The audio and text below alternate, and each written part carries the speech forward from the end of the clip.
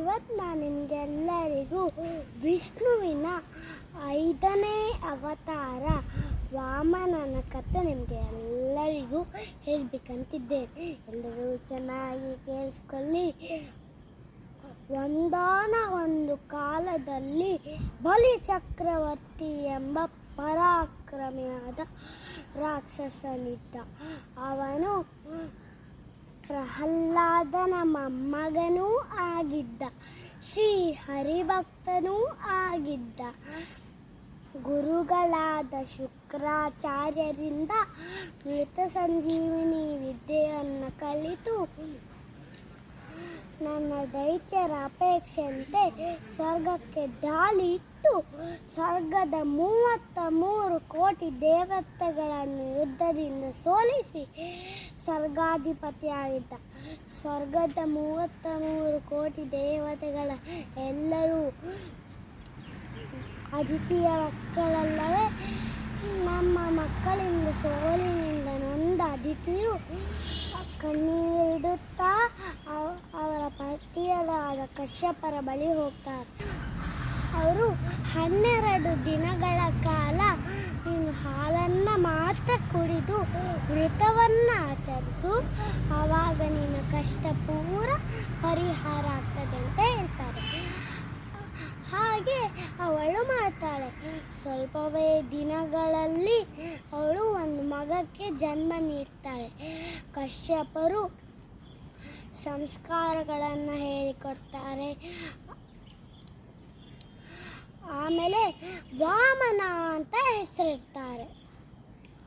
ಸೂರ್ಯನು ಗಾಯತ್ರಿ ಮಂತ್ರವನ್ನ, ಬೃಹಸ್ಪತಿ ಯಜ್ಞೋಪವೀತವನ್ನ, ಕಶ್ಯಪರು ಮೌಂಜಿಯನ್ನ, ಅದಿತಿ ದೇವಿ ಕೌಪೀನವನ್ನ, ಚಂದ್ರನು ದಂಡವನ್ನ, ಆಕಾಶರಾಯನು ಕೊಡೆಯನ್ನ, ಬ್ರಹ್ಮನು ಕಮಂಡಲವನ್ನ, ಸಪ್ತರ್ಷಿಗಳು ದರ್ಬೆಯನ್ನ, ಸರಸ್ವತಿ ದೇವಿ ಜಪಮಾಲೆಯನ್ನ, ಕುಬೇರನು ಭಿಕ್ಷಾ ಪಾತ್ರೆಯನ್ನು ಕೊಟ್ಟು ಕರುಣಿಸಿದರು.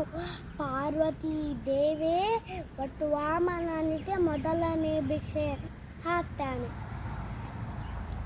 ಈ ಸ್ವರ್ಗವನ್ನು ಗೆದ್ದ ಬಲಿ ಚಕ್ರವರ್ತಿ ಇಡೀ ವಿಶ್ವದೊಡೆಯನೇ ಆಗಬೇಕು ಅಂತ ಎನಿಸ್ಕೊಂಡು ವಿಶ್ವಜಿತ್ ಯಾಗವನ್ನು ಹೋಗ್ತಾನೆ. ಅದಿತಿ ದೇವಿಗೆ ತುಂಬ ಚಿಂತಲಾಗ್ತಾಳೆ. ನನ್ನ ಮಕ್ಕಳನ್ನು ಸೋಲಿಸಿದವನಿಗೆ ಇನ್ನೂ ಏಳಿಗೆ ಆದರೆ ಯಾವ ತಾಯಿಯಾದರೆ ಸಹಿಸುವುದಿಲ್ಲ. ಈ ವಾಮನ ತಾಯಿಯ ದುಃಖವನ್ನು ನೋಡಿ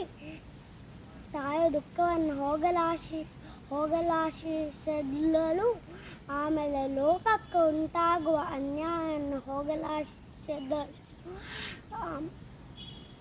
ದೀಕ್ಷೆಯನ್ನು ನೀಡ್ತಾನೆ. ಬಲಿ ಚಕ್ರವರ್ತಿ ಯಾಗ ದೀಕ್ಷೆಯಲ್ಲಿರುವಾಗವೇ ವಾಮನನು ಅಲ್ಲಿಗೆ ಹೋಗ್ತಾನೆ. ನಿಮಗೆ ಏನು ಬೇಕು ಕೇಳಿದಾಗ ನಮಗೆ 3 ಹೆಜ್ಜೆಷ್ಟು ಜಾಗ ಬೇಕು ಕೇಳಿದಾಗ 3 ಹೆಜ್ಜೆಷ್ಟು ಸಾಕ ಕೇಳಿದಾಗ ಇನ್ನೊಂದು ಒಟ್ಟಿಗೆ ಏನು ಬೇಕು ಅಷ್ಟೇ ಸಾಕು ಕೇಳಿದಾಗ ಆಯಿತು ಅಂತ ಹೇಳ್ತಾನೆ. ಶುಕ್ರಾಚಾರ್ಯರು ಹೇಳ್ತಾರೆ, ಇದು ನಿಜ ಬಂದ ವಟುವಲ್ಲ, ಶ್ರೀಹರಿಯೇ ವೇಷವನ್ನು ಮರೆಸಿ ಬಂದಿದ್ದಾನೆ, ಇದು ನಿಜ ಬಂದ ವಟುವಲ್ಲ ಅಂತ ಹೇಳ್ತಾರೆ. ಬಲಿ ಚಕ್ರವರ್ತಿಗೆ ನೀನು ದಾನ ಕೊಡು ಸರಿಯಲ್ಲ ಅಂತ ಹೇಳಿ, ಆದರೂ ಗುರುಗಳ ಮಾತನ್ನು ಕೇಳದೆ ದಾನ ಕೊಡೋಕ್ಕೆ ಸಿದ್ಧನಾಗ್ತಾನೆ. ಈ ಶುಕ್ರಾಚಾರ್ಯರು ಪಟ್ಟನ್ನು ಬಿಡದೆ ದಾರ ಎರೆಯುವ ಕುಂಭದ ಕೊಂಬಿನಲ್ಲಿ ಅಡ್ಡವ ಕುಳಿತು ನೀರು ಬರುವಂತೆ ಮಾಡ್ತಾರೆ. ಈ ವಾಮನ ದರ್ಬೆಯಿಂದ ಕುಟ್ಟಿ ನೀರು ಸರಾಗವಾಗಿ ಬರುವಂತೆ ಮಾಡ್ತಾನೆ. ಅದರ ಫಲವಾಗಿ ಶುಕ್ರಾಚಾರ್ಯರನ್ನು ಕಂಡು ಕುರುಡಾಗಿರ್ತದೆ. ವಾಮನ ಬೃಹತ್ತಾಗಿ ಬೆಳೀತಾನೆ. ಒಂದು ಹೆಜ್ಜೆಯನ್ನು ಭೂಮಿಯ ಮೇಲೆ ಇಡ್ತಾನೆ, ಇನ್ನೊಂದು ಹೆಜ್ಜೆಯನ್ನು ಆಕಾಶದ ಮೇಲೆ, ಇನ್ನೊಂದು ಹೆಜ್ಜೆಯನ್ನು ಎಲ್ಲಿಡಲಿ ಬಲಿ ಚಕ್ರವರ್ತಿ ಕೇಳಿದಾಗ ನನ್ನ ಶಿರಸ್ಸಿನ ಮೇಲೆ ಇಡಿ ಅಂತ ಹೇಳಿದಾಗ ವಾಮನ ಅವನ ಶಿರಸ್ಸಿನ ಮೇಲೆ ಇಟ್ಟು ಅವನನ್ನು ಪಾತಾಳ ಲೋಕಕ್ಕೆ ಕಳಿಸಿಬಿಟ್ಟಾನೆ. ಇಲ್ಲಿಗೆ ಕತೆ ಮುಗಿತು. ನಿಮಗೆಲ್ಲರಿಗೂ ಇಷ್ಟ ಆಗಿತ್ತಲ್ಲವೇ? ನಮಸ್ಕಾರಗಳು.